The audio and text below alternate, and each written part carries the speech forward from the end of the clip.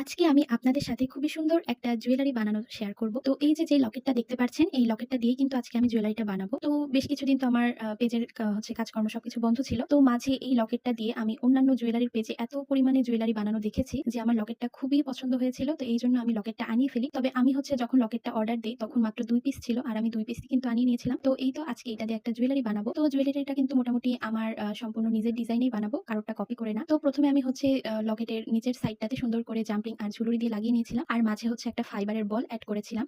এবার উপরের দিকে চেইন লাগাচ্ছি। এখানে আমি ২ লেয়ারের চেইন লাগিয়েছিলাম। তবে এই চেইনটাকে আমি ২ ভাগে ভাগ করে লাগাবো। এটাকে আমি মাঝে একটা লিংকার এড করব। আসলে যেকোনো লং মালায় এক ঢালা চেইন না দিয়ে যদি মাঝে একটা লিংকার বা একটা বল টাইপের কিছু এড করা যায় তাহলে কিন্তু দেখতে একটু বেশি সুন্দর লাগে। তো আমি ভাবলাম যে গতানুগতিক একভাবে না বানিয়ে একটু ভিন্ন করে বানাই। এইজন্যই কিন্তু মাঝে আমি এই ফ্লাওয়ার লিংকারটা এড করেছি। তো আপনারাই কিন্তু কমেন্টে জানাবেন যে এই লিংকারটা এড করার পরে এই মালাটা দেখতে কেমন হয়েছে। তো আজকের ভিডিওটা যদি ভালো লেগে থাকে অবশ্যই লাইক, কমেন্ট এবং শেয়ার করে পাশে